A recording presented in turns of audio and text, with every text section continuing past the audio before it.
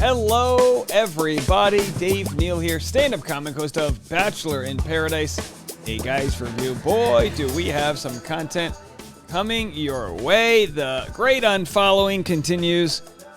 Of course, Brendan Morais apologized for his sort of conniving ways, although I think he fell short of calling it conniving.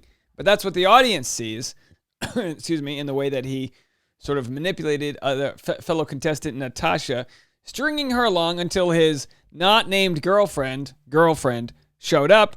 We're going to get into what the psychologists are saying, therapists, what their take is on his apology, and yours as well. Do me a favor, hit the like button, subscribe if you haven't already, because your power recapper is hustling, okay? And listen, some of my favorite videos are the ones that people don't watch. In my last video, we knocked it out of the park. Nobody's watching it. It's an algorithm thing. It's about the new Bachelor 2022. Go check out that last video after watching this. You're going to like it. Need I say any more? All right.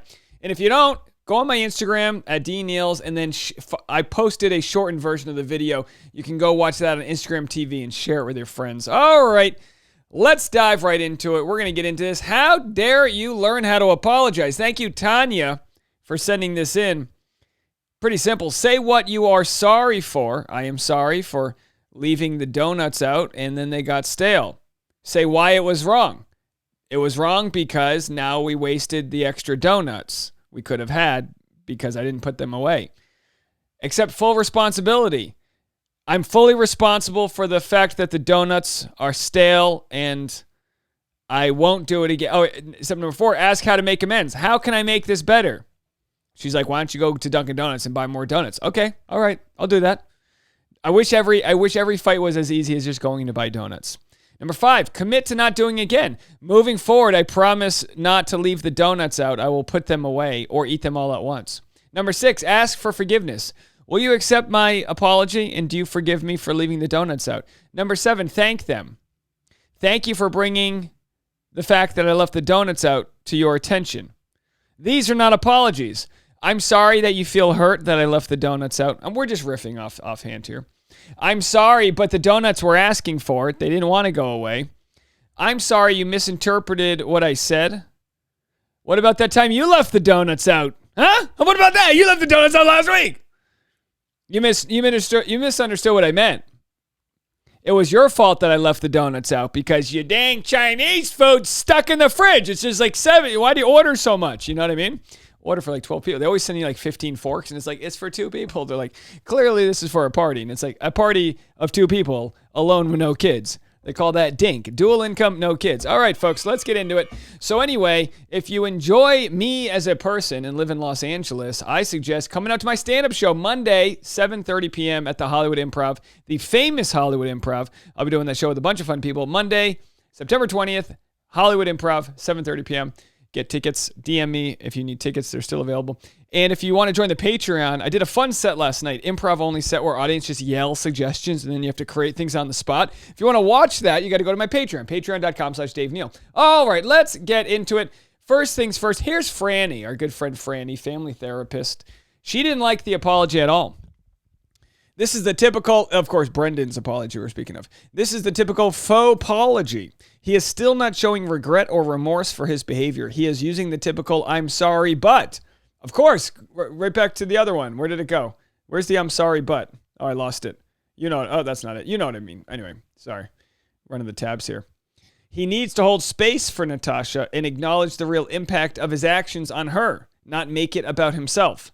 There's a clear lack of empathy here. He is not ready to apologize, probably because he does not understand what he is apologizing for. A bad apology is worse than no apology. Now, Frannie, I don't disagree with you at all, but is a bad apology worse than no apology? Or what if it's like this is his first draft and then the audience is like, you forgot about so-and-so. Why'd you leave the donuts out? They start asking all these other things and then you go, oh, yeah. More. And then he just figures out more. Is that good to do multiple apologies? I don't know. Appreciate this, Frannie. Thank you so much to our good friend Frannie. And then there it was. Yeah. I'm sorry, but you were clearly, all right, where's the next one? Here it is. So we've got Dr. Strakowski, back to Love Doc. here she is on Instagram posting about what she thinks.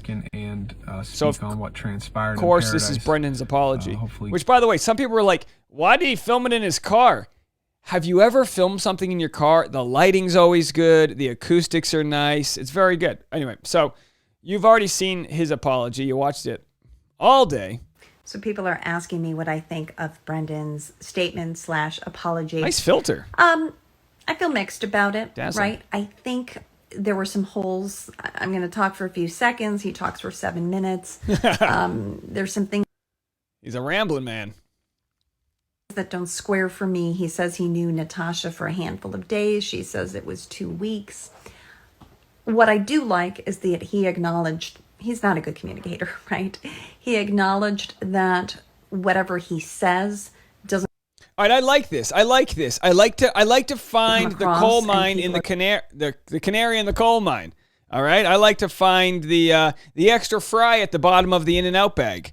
I like to find the donut that you thought you left out, but you actually ended up packing it with the Chinese food, and it's in the fridge, so it's like, it's still good. Although I'd eat a stale donut. Microwave it. Spritz a little water on it and microwave it, right? What do we know? Yeah, so it's like, look, we're not defending the guy, but like, let's find out what he did well. He said he's a bad communicator. No doy. A lot of young people watch this, but when I grew up in the 90s, no doy or no suh were the two things you used to say to like get back at your parents. No suh. Hey, Dave, you going to go to practice today? No doy. Are getting confused by him. To me, that does go along with my theory that he has some avoidant tendencies and he's a little bit out of touch with his feelings and the consequences of his actions and behaviors. Avoidant. What bothered me is that I don't know if he's actually spoken to Natasha. I've said this on Dave Neal, that the only person he really needs to apologize to is Natasha. So I didn't know I was getting a shout out there. Oh, jeez. What is a successful woman without a husband? Did we miss something there? Did my computer just jump? What bothered me is that I don't know if he's actually spoken to Natasha. We got this part, right? I just want to hear my own name again. Dave Neal, that the only person he really needs to apologize to is Natasha. So all right, I guess that's it. It looks like she must have missed one. Maybe one didn't upload. Let's see if it's coming up next. Let's see if there's anything else. how can I help? So I met this guy on Bumble. Okay. No, this is good. Go support her. I don't want to steal all her material. It's Friday, and I had a little more time to think about Brendan's good pseudo apology. See, she knows the car lighting. What bothers me about all of it too was the timing, right? It feels like it was just a little too much too late, and he really. I want a Tesla so I can do this too, where you don't have to look at the road. Is still projecting onto other people and not taking the full responsibility, because there were so many comments that he made that I just don't think he's ever going to be able to recover from. But anyway, I want to talk about today's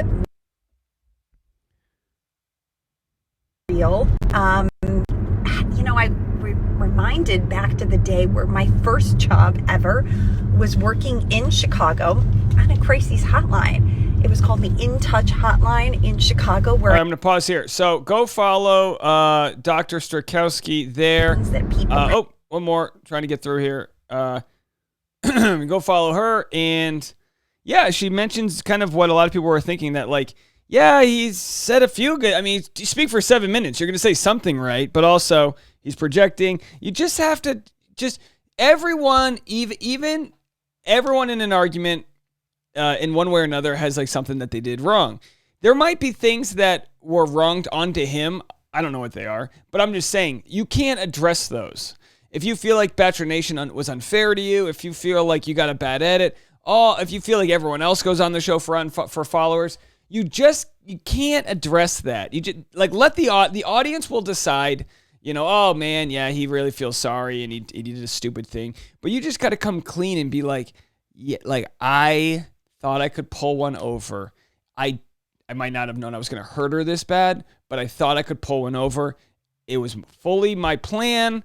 I suckered Piper into it. Take the bullet on this one, because you're not going to change any minds. You might as well just fess up to it all, because they're not going to believe this anyway. That's my thought. Not a therapist here, but that's my thought.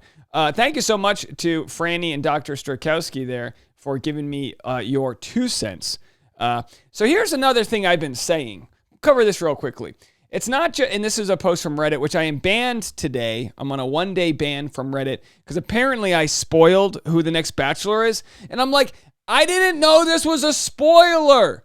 The whole city of Eureka, Missouri posted a thing. It's all over their news. I thought this was fair game. Oh my gosh. Anyway, so let's get into this. It's not just Brendan who ruined Natasha's experience. It's the producers of Bachelor in Paradise.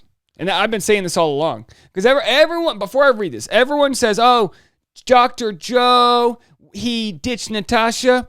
No, Dr. Joe did exactly the same thing that Matt James did when they knew they were being used and abused for ratings.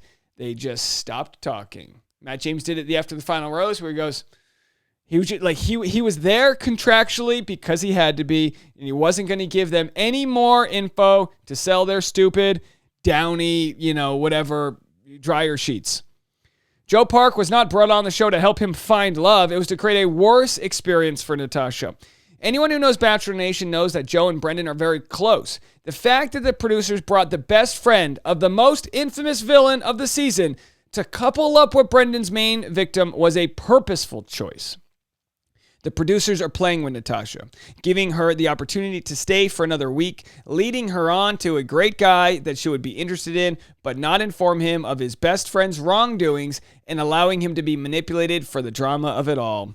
Shame on you, Bachelor producers. You're complicit, but you know what? The audience doesn't care. They just want to unfollow. It's so much easier for them to just unfollow Brendan than to go, you know what? Maybe these are the same producers that teased a storyline that Brittany Galvin was a sex worker when she really wasn't, and they let that tease out for several weeks. The same producers that have queer baited, the same producers that have emotionally manipulated, one after another. But instead, we're angry at the character on screen. Now, don't get me wrong. People like Brendan, those words came out of their mouth, and they'll face whatever jury of their peers that they will. But once again, the only person cashing checks here are Bachelor producers.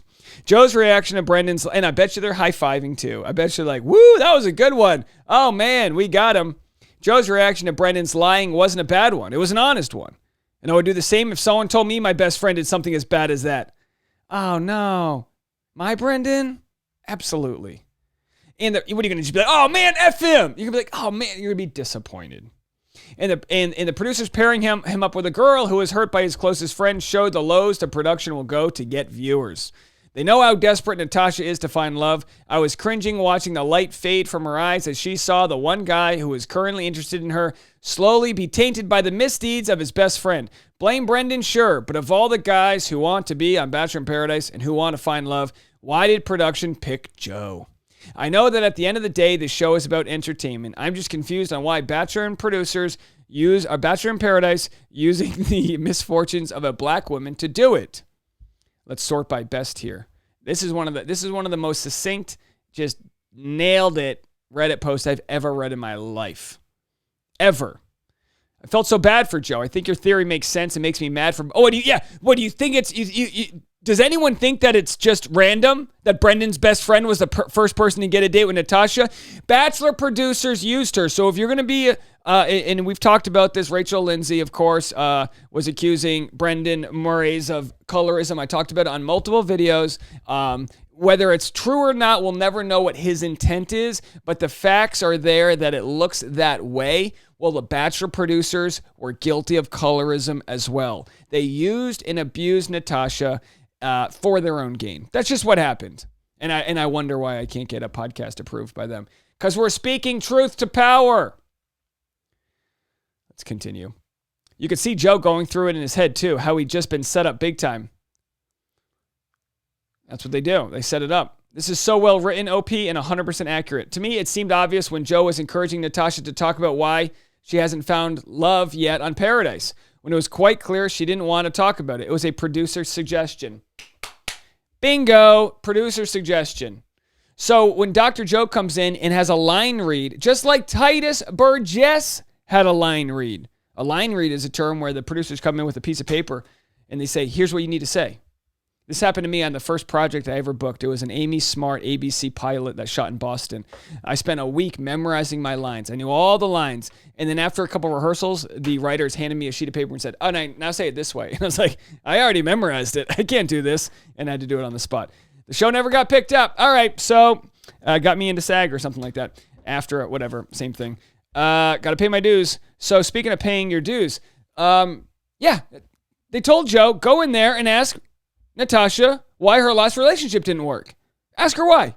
We're going to film it. Go and action. And that's the way they work. So we can be mad at Brendan all we want. He, of course, put himself in this scenario, and they, for sure, took advantage of it. Let me know what you guys think. Oh, you know what? I wanted to share one. Oh, I know. I got everything else out. Patreon live stream tomorrow, 8:30 a.m. Pacific time. And have a cup of coffee with us in the morning. We'll get the day started right. And then I got some other stand-up shows. Monday is the fun one at the Hollywood Improv. Come to that, and we'll hang out afterwards. And for everyone else, have a good one. Make sure to watch the last video on my stream, too. Don't forget, be nice to each other. Bye, everybody.